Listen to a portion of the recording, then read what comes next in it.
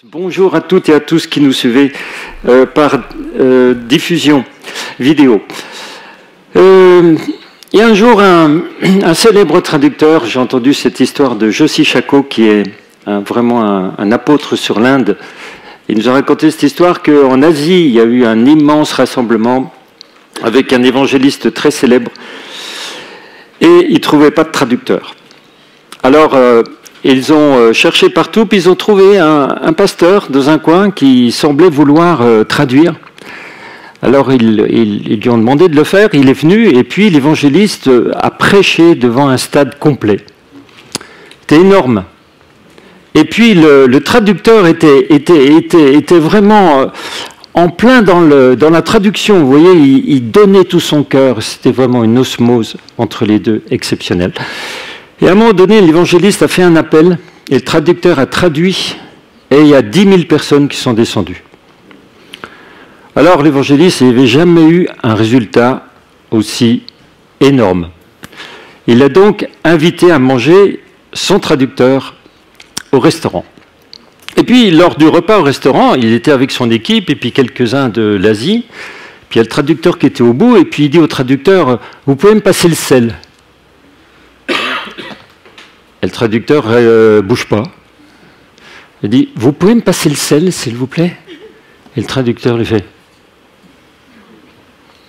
Alors il se tourne vers un de ses collègues, il dit « Mais qu'est-ce qu'il arrive là? Il ne veut pas me passer le sel ou il y a quoi ?» Alors il se renseigne, puis il dit « Ah non, non, non, c'est parce qu'il ne comprend pas l'anglais. » Il dit « Il ne comprend pas l'anglais. Mais comment il a fait pour me traduire ?» Alors ça fait le tour, là. Il vient. Ah mais il ne vous a pas traduit. Ben, qu'est-ce qu'il a fait? Ben, il a prêché son propre message. Donc disons qu'il manquait un certain discernement à cet évangéliste quand même. Alors, ce matin, je voudrais qu'on aborde la question du discernement. En fait, le discernement, il a plusieurs niveaux. Il est bien sûr au niveau spirituel, mais au niveau pratique. Par exemple, là, où est-ce qu'il est le hamburger? Françoise? À droite ou à gauche? Non, je prends quelqu'un qui n'en mange jamais. Françoise? Tu imagines à droite? Bon. Je pense que parmi vous, il y a l'unanimité que c'est bien à droite. Donc on a quand même un certain discernement, mais ça je l'ai trouvé quand même sur Internet, et je trouve que, bon, ça parle sur le côté bon sens qui doit être nôtre, parce que bien sûr, souvent on se rapporte à ce type de discernement qu'on lit ici. En effet, l'un est donné par l'esprit, le discernement des esprits, à un autre la diversité des langues, à un autre l'interprétation des langues, à un seul et même esprit opère toutes ces choses, on va voir un petit coup, et les distribuant à chacun en particulier comme il veut. Alors on dit le discernement des esprits, c'est spirituel, vous voyez. Il y a quelques-uns parmi nous qui l'ont, et puis les autres, non, on ne l'a pas, donc, non, le discernement des esprits, ça s'apprend. Alors bien sûr, il y a le discernement des esprits par l'Esprit Saint, qui est le don du discernement, qui consiste à savoir s'il y a un démon là dans cette personne, ou si c'est une maladie psychosomatique, ou etc., et que c'est pas du tout un démon, parce que vous donnez un cachet à un démon, il part pas. Vous chassez un démon de quelqu'un qui n'en a pas, il est toujours malade. Hein. Donc il faut du discernement des esprits. Mais on parle pas de ça. On parle ce matin du discernement des ministères. Parce qu'autour de nous, il y a beaucoup de gens qui se prétendent être un ministère.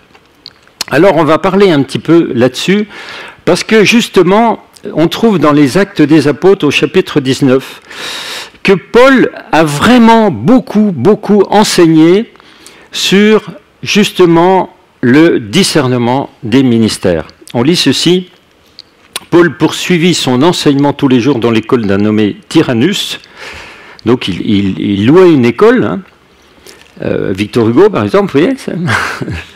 Donc c'est une école, voilà. C'est pas une synagogue, c'est pas une église. Donc il prêche dans une école. Et il fait ça pendant 2 ans.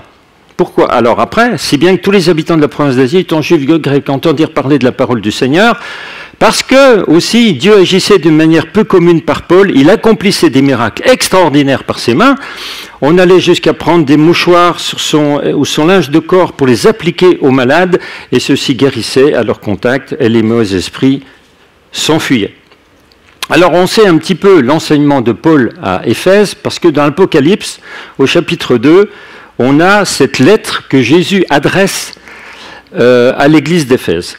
On lit ceci. « Écrit à l'ange de l'église d'Éphèse, voici ce que dit celui qui tient les 7 étoiles dans sa main droite et celui qui marche au milieu des 7 chandeliers d'or. » Donc Jésus. « Je connais tes œuvres, ton travail, ta persévérance. » Donc c'est une église qui bosse, qui vraiment est super, une église clean, on le voit par la suite également.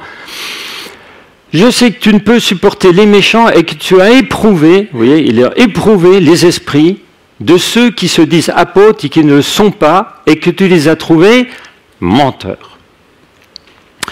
Donc on sait que eh bien, le discernement des esprits vis-à-vis d'un ministère se fait par un enseignement qui est donné soit à l'école biblique, à la fac de théologie, ou du haut de la chair, ou soit même par des livres qui nous enseignent le vrai du faux. Quelqu'un disait, comment est-ce qu'on discerne un vrai billet d'un faux billet? Hein? Vous savez, vous?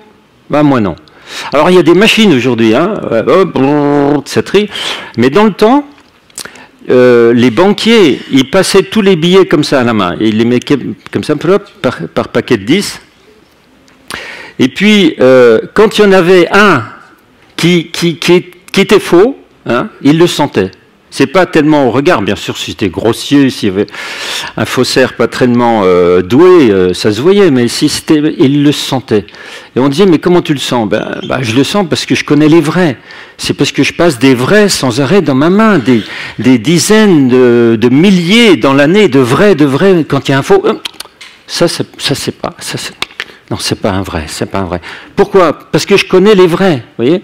Donc c'est très important qu'on discerne les faux parce qu'on connaît les vrais. Et pour connaître les vrais, il faut un enseignement là-dessus.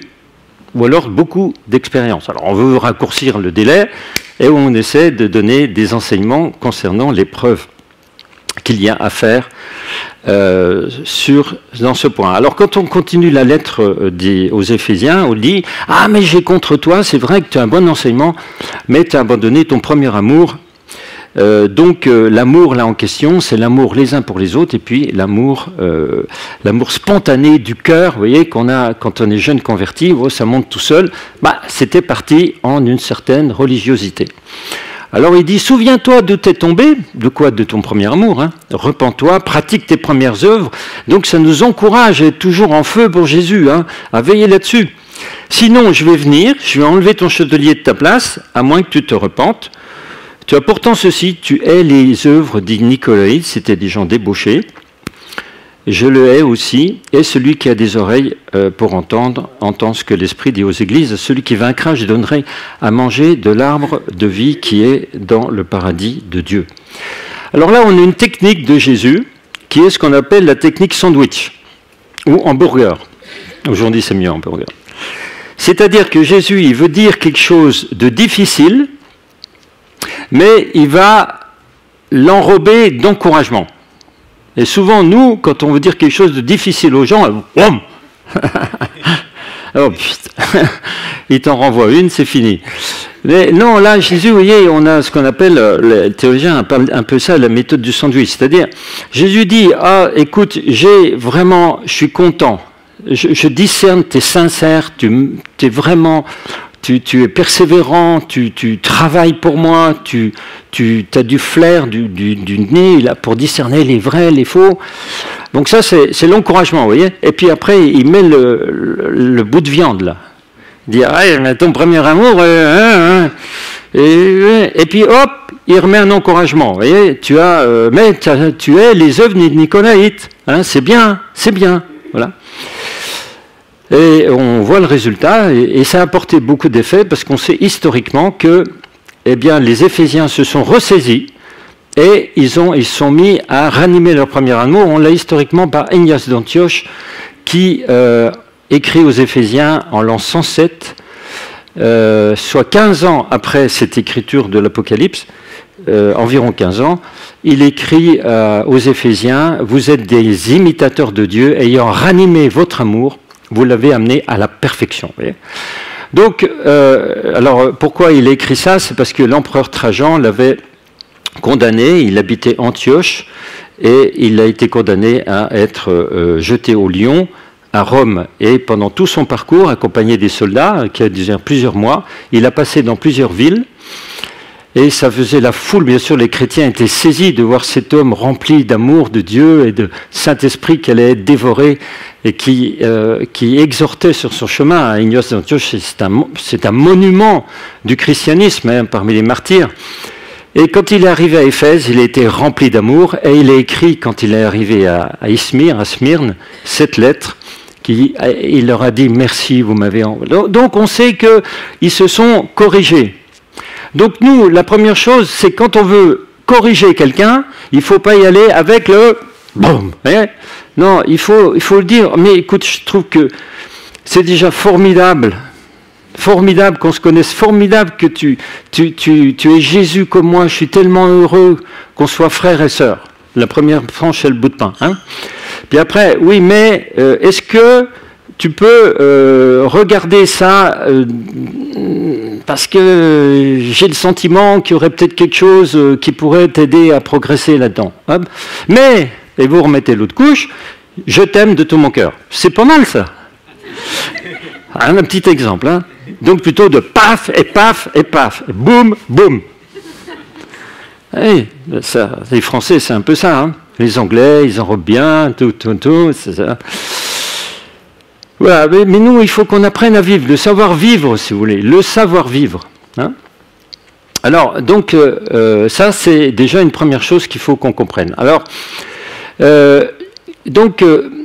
Jésus, il dit, je sais que tu as éprouvé ceux qui se disent apôtres. Alors, comment on va éprouver les esprits par notre discernement?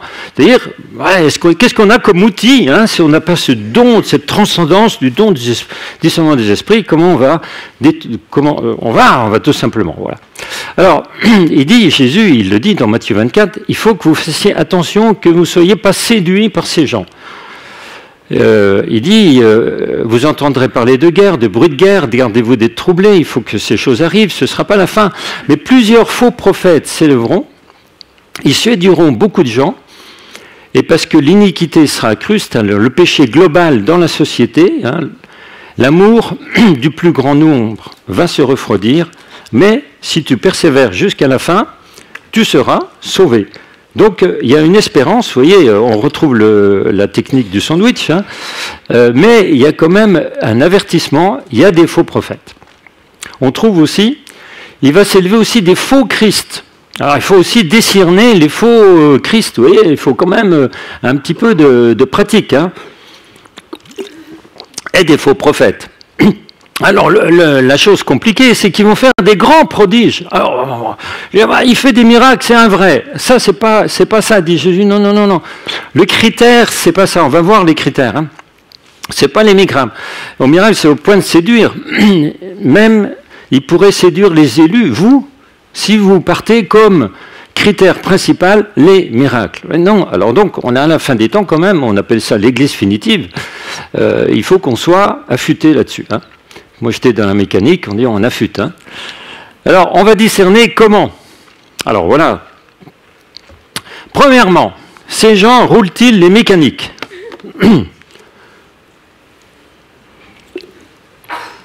Est-ce qu'ils roulent les mécaniques? Vous avez déjà vu qu'ils roulent les mécaniques? Oui. Alors, on a une semaine de jeûne et prière. Hein. Excuse pour le... Il faut mettre ça sur le dos de quelque chose. En fait... il faut regarder si ces gens sont des gens tout à fait simples, tout à fait normaux, tout à fait, je dirais, au commun, du commun. Pourquoi? Parce que ça peut leur monter à la tête, et puis ils peuvent... vous avez des gens qui sont vraiment des gens respectables, inabordables. Paul, il dit, moi j'estime, je ne suis inférieur à rien à ces super apôtres. Et puis quand vous voyez l'apôtre des apôtres, qui est Jésus, un de ses disciples, c'est Jean, on le sait, hein, celui que Jésus aimait, bon, là, était placé à table contre le sein de Jésus. Alors Jésus, il ne faut pas l'aborder. Non, non, on peut l'aborder tout près, tu vois. Par exemple, Christian, tu veux bien venir une seconde, s'il te plaît. Voilà, Christian, on se connaît depuis quelques années quand même. Hein. Combien 38 ans. 38 ans, on se connaît 38 ans. Voilà, Christian, Même voilà, plus. même plus, dis donc. T'es pas tout jeune, toi. Ah, non, pauvre Christian. Non, mais imaginez la scène. Avec Christian, là, ils ne se connaissaient pas depuis longtemps, 3 ans, même pas. Hein. Voilà, et ils mangeaient, et puis Christian, voilà, mets ta main là. Non, voilà, et mets ta tête là maintenant. Ouais, oui, voilà, là, voilà. Alors, voilà, moi, je dois manger maintenant comme ça. Ouais. Tu peux me passer, Christian, attends. Merci. Oui, c'est à quel sujet? Christian, mais on s'aime, on a 38 ans qu'on se supporte. Pas que tu le supportes, dis donc. Donc, vous voyez, c'est la familiarité, mais de l'amour, hein, que tu m'aimes. Dis oui, là. Oui, moi. Non, mais je te donnerai le billet que je t'ai promis. Non, mais moi, j'espère qu'ils n'en douteront pas. Non, ils sont... On s'aime depuis tout le temps. Ouais. J'espère qu'ils n'ont pas trop de discernement. Merci, Christian.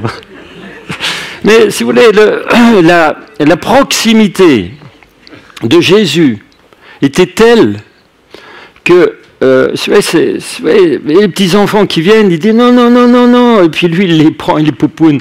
Et puis, écoutez, les super apôtres, s'ils sont inabordables, ben franchement, ne les abordez pas, n'essayez même pas de les approcher. Parce que, non, la première chose, c'est le cœur à cœur, vous voyez.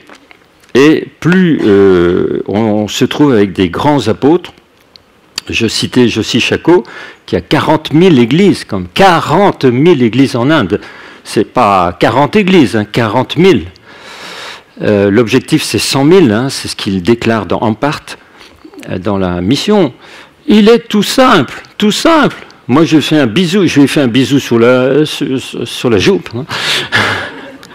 Je l'ai serré dans mes bras, il est tout simple, par contre, lui, quand il y a une prophétie à son égard, eh bien, il dit non merci. Et il est ultra prudent.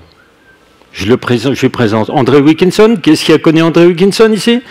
Beaucoup, qui est un vrai prophète, qui est décédé, mais qui a exercé plus de 20 ans en France.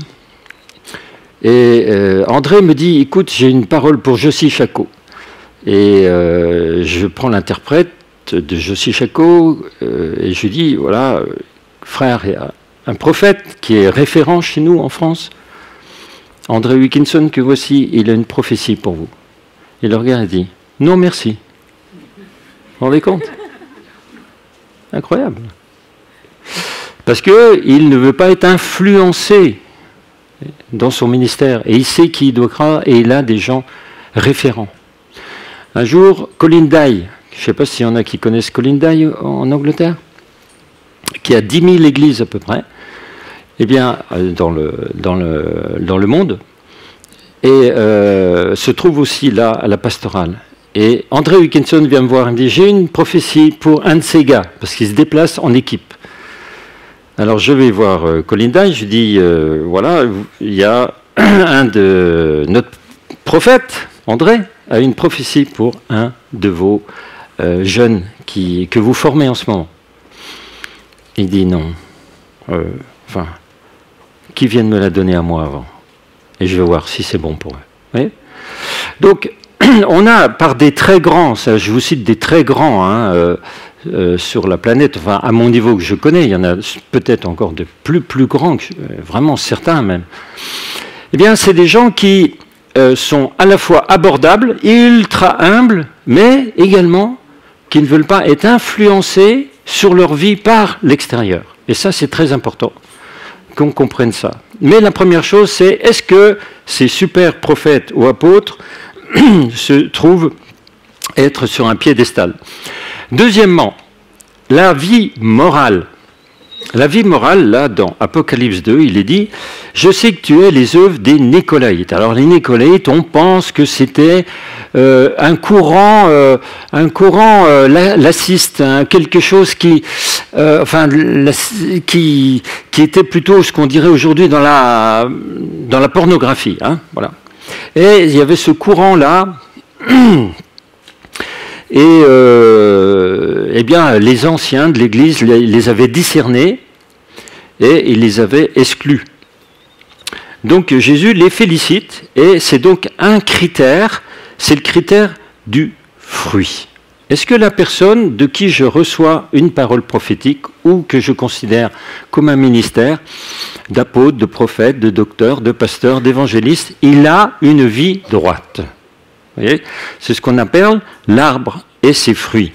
Jésus dit en Matthieu 7, « Gardez-vous des faux prophètes, ils viennent à vous en vêtements de brebis, on ne les discerne pas, hein, mais dedans c'est des loups ravisseurs. » Comment est-ce que vous allez les reconnaître? À leurs fruits. Comment ils vivent avec leur famille? Comment ils vivent avec leur épouse? Comment ils vivent avec leur voisinage, leurs voisins? Cueille-t-on des raisins sur des épines? Ou des figues sur des chardons? Non, c'est à leurs fruits que vous les allez reconnaître un vrai d'un faux prophète. C'est quand même déstabilisant. Moi je dis, est-ce que la prophétie doit se réaliser? Ça c'est un vrai. Et c'est pas réalisé. C'est un faux. C'est leurs fruits, vous voyez. Donc là-dessus, nous devons aussi prendre soin de regarder comment vivent ceux qui nous enseignent ou ceux qui se prétendent vouloir nous donner des conseils. C'est le deuxième point. Hein. Ne portez pas comme ça au nu, sur un piédestal ou au pinacle, quelqu'un parce que voilà, il a donné ou fait même un miracle. Donc il faut regarder sa vie morale et il faut regarder sa façon de vivre avec sa famille. Moi j'avais, dans le début de ma vie chrétienne, comme je ne suis pas né dans une église, que je suis né au GBU, au groupe biblique universitaire à Besançon, ben on cherchait une église, bien sûr, pendant 2 ans, j'ai un peu cherché comme ça, mais j'ai eu quelqu'un qui m'a aidé comme un père et qui m'a permis de me développer, parce qu'il était très abordable, très humble, un homme de bonté. C'était, ceux qui le connaissent, Pierre le connaît, Chantal le connaît, c'est Robert-Étienne Odéoud. Si je ne l'avais pas eu, je pense que je serais mort. Parce que vous ne pouvez pas vivre en dehors d'une église. Surtout quand vous êtes tout nouveau-né. Vous êtes une toute petite pousse. Vous ne connaissez pas. Et lui, avec Eliette, son épouse, ils m'ont pris sous leurs ailes et j'ai dormi chez eux. J'ai prié, j'ai mangé, j'ai tout fait. Baladé et tout. Et là, j'ai vu que c'était un homme de Dieu et un homme de prière et un homme de la Bible. Et il a commencé à construire dans mon cœur l'amour sincère et simple. Voyez, donc, c'est pas parce qu'il prenait la parole le dimanche matin, mais c'est parce qu'il n'avait pas que le vêtement, il avait le cœur aussi du serviteur et du Père. Donc je vous invite vraiment aussi à trouver des pères et des mères qui soient des personnes remarquables. Et ces personnes, par leur amour, leur vérité, leur transparence, vont vous communiquer les choses les plus importantes de la vie chrétienne, c'est un vrai cœur pour Jésus et les autres. Fréquentez ces gens-là et faites attention aux autres. Troisièmement, ont-ils une église référente? Et là, en fait, les apôtres, c'est comme les rhizomes. Ils ne sont jamais seuls. Il n'y a pas un apôtre qui se balade tout seul. Ça n'existe pas, vous ne trouvez pas dans la Bible, ils étaient en équipe. Et ils étaient en référence, soit à Antioche, soit à Jérusalem, soit en Corinthe, soit, etc., même Rome. Et vous avez ces gens qui sont envoyés, qui reviennent, qui font leur rapport, qui sont soumis aux anciens. Ouais, mais aujourd'hui, on a des apôtres qui se baladent comme des champignons, tout seuls. Ben oui, mais le champignon, ça pousse en une nuit. Et vous avez un champignon en 2 jours maximum. Un chêne, il faut 40, 50 ans, hein, c'est autre chose. Eh bien, il faut discerner si et on va se trouver de plus en plus avec des gens qui font faire leur truc, leur réseau personnel, mais quand tu vas les gratter, que tu vas les chercher, et ça c'est notre rôle, c'est pas qu'on est en kikinant, mais pour protéger ceux que Dieu nous a remis en charge, on trouve rien. Ouais, il y en a un qui m'a écrit, il me dit, j'ai 5000, je suis, etc. Il y a 5000 personnes qui me suivent. Bon, on a gratté, il n'y avait rien, il n'y avait personne qui le suivait. Hein. Il n'y avait que lui-même dans sa tête. Hein. Et puis sa femme a divorcé. Donc on trouve des solos, si vous voulez, qui ont des grandes prétentions, des grands mots, mais un apôtre, c'est pas ça. Ou un prophète non plus. Il est relié à un apôtre ou relié à un pasteur et relié à une église qui envoie. Voyez, on n'a pas des super-héros là qui avec la cape, hop, ils se posent, ils rentrent dans leur grotte ou sur leur planète et puis ils repartent. Ça n'existe pas. C'est plutôt le phénomène des rhizomes. Si vous voyez un apôtre, un prophète, un docteur, un pasteur, etc., il dit, moi j'ai, qui a-t-il avec toi? C'est ça la question. Qui y a-t-il donc? Qui sont-ils ceux qui sont avec toi? S'il dit, sur Internet, d'accord, moi j'en ai peut-être 1 million aussi. Oui, mais donc ça, faites attention. Ça, c'est la question aussi, l'Église référente. Parce qu'on trouve, vous voyez, qu'il y a la notion du corps dans Éphésiens. C'est pour faire croître le corps du Christ que les apôtres et les prophètes, les évangélistes, les pasteurs, les enseignants, ils ont été mis en place par le Seigneur. Quatrièmement, prêche-t-il le vrai Christ? Parce que Jésus, vous l'avez vu, il dit, il y aura des faux Christ, ils vont prêcher de vous. Oh Dieu, moi je suis le Christ. Qu'est-ce que c'est que le vrai Christ? Qui est vraiment Jésus? Jésus, c'est celui qui est mort sur la croix. C'est pas un autre. C'est pas eu un changement, comme des sectes le disent, et pas loin de nous, à quelques mètres. C'était pas Jésus. Ou l'islam, c'est pas Jésus qui est mort sur la croix. Où t'as vu ça? Dans le Coran? La Bible dit le contraire. C'est Jésus. Et le vrai prophète, c'est celui qui dit c'est Jésus le Christ. Il est mort pour nos péchés sur la croix. Et 3 jours après, il a été ressuscité. C'est pour ça qu'on fait Pâques. Puis tous les chrétiens sont unis, puis c'est vraiment émouvant, je vous assure, à Sainte Jeanne d'Arc, je fais ça depuis, je ne sais plus combien, près de 20 ans. Il y a le silence total, et il y a quelqu'un qui lit, c'est tout. Il n'y a que de la lecture de la Pâque. C'est impressionnant, impressionnant. Et là, on se trouve ensemble, vous voyez, réunis par le corpus de la foi. La mort et la résurrection du Christ. Soit catholique, orthodoxe, protestant, voilà, c'est pareil. Là, on y croit là-dessus. Hein. Ensuite, c'est le Fils de Dieu. Mais oh non, Dieu n'a pas de fils. Oh non, je doute que ce soit le Fils de Dieu. Ou alors c'est une créature. Il était créé à un moment donné, et donc là, vous avez l'arianisme qui a balayé et failli renverser la chrétienté. Donc à un moment donné, en 400, à peu près 300, 400, c'était très important. Quand Alaric Wisigoth a fait le sac de Rome en 410, c'était impressionnant, c'était un arien. Donc il y a eu des grands mouvements qui ont contredit le fait que Jésus est fils de Dieu et une personne de la Trinité. Il faut savoir que notre histoire, c'est des gens qui ont beaucoup souffert, comme Athanase, pour nous amener des credos lourds, en plus du je crois en Dieu, le credo de l'Église primitive, mais vraiment qui dit non, Jésus est Dieu. Il n'y a pas 3 dieux, il y a un Dieu, mais un Dieu en 3 personnes, en 3 hypostases. C'est l'union hypostatique, on appelle ça. L'union hypostatique, c'est 3 personnes en un Dieu. Oui. Mais nous, on est né avec une cuillère d'argent dans la bouche. Eux, ils ont bataillé pour nous amener ça, vous voyez. C'est extraordinaire. Donc, on ne va pas le lâcher. Et puis, Jésus revient. Et on l'attend. Il dit, ne croyez pas ceux qui disent, oh, il est arrivé là, il est là, ou c'est moi. Non, dit Jésus. Quand je vais revenir, tout œil me verra. Comme l'éclair sur toute la terre, en même temps, on va me voir arriver. Il n'y a pas à aller dans un endroit à un autre.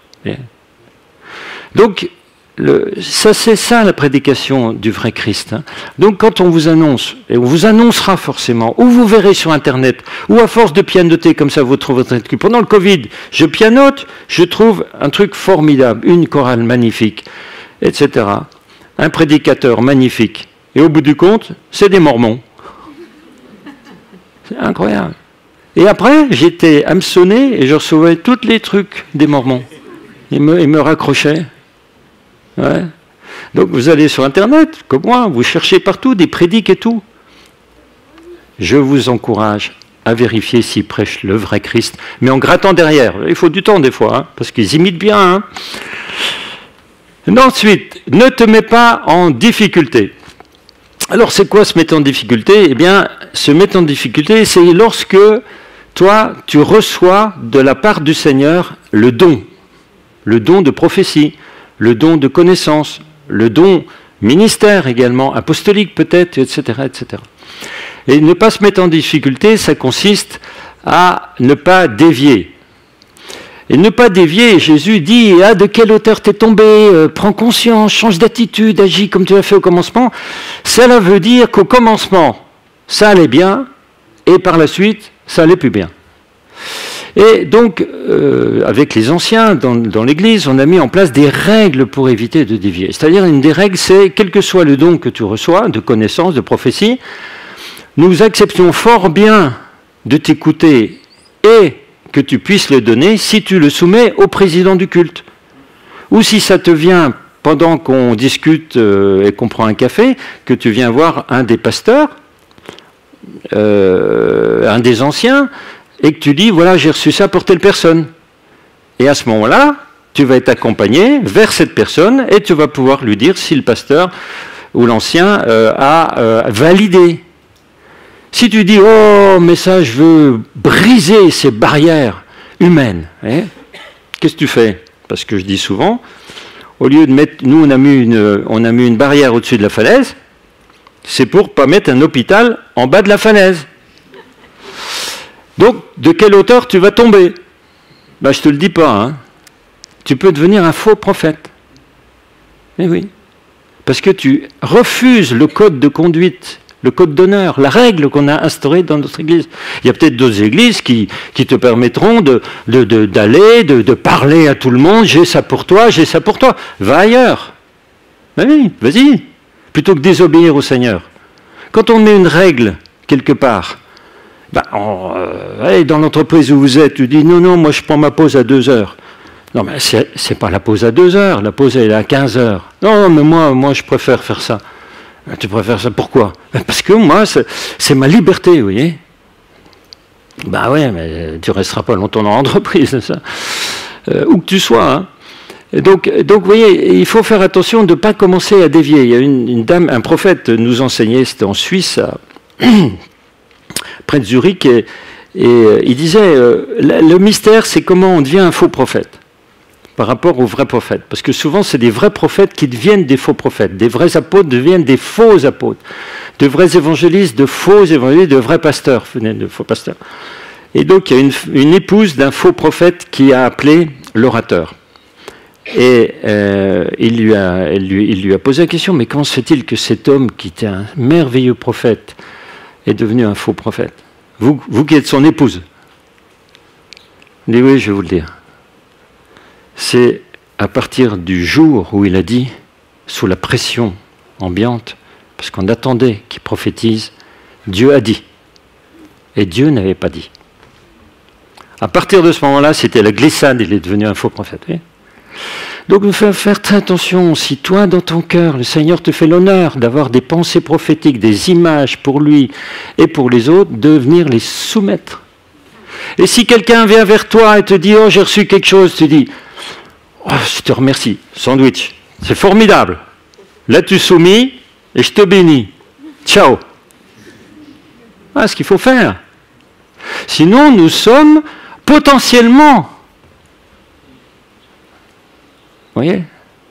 Nous dévions, nous tombons. C'est quand même marqué là. Hein, vous voyez? Donc c'est pour ça que nous installons des barrières que nous semblons, assez, souples quand même. Parce que nous encourageons à prophétiser, nous encourageons à avoir des paroles de foi, à avoir des paroles de connaissance pour l'un ou l'autre.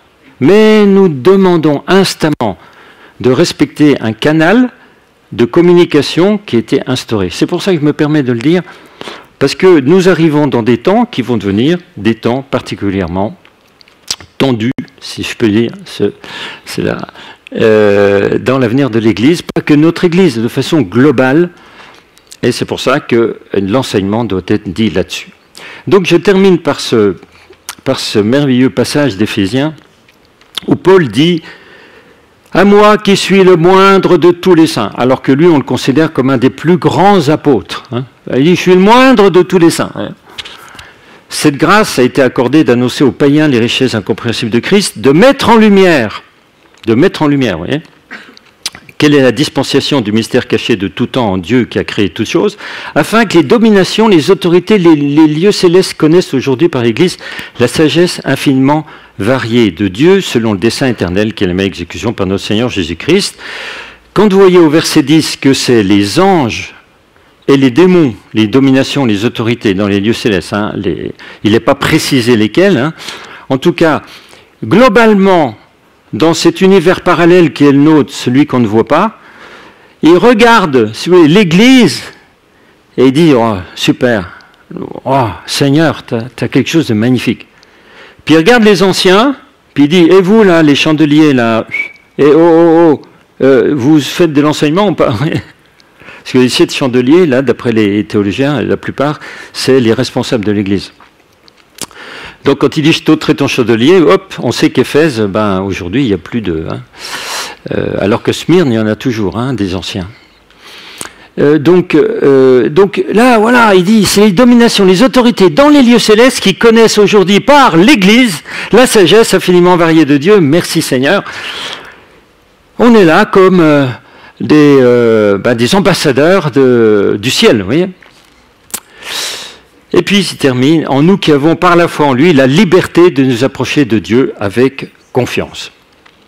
Voilà ce que je vous ai communiqué ce matin.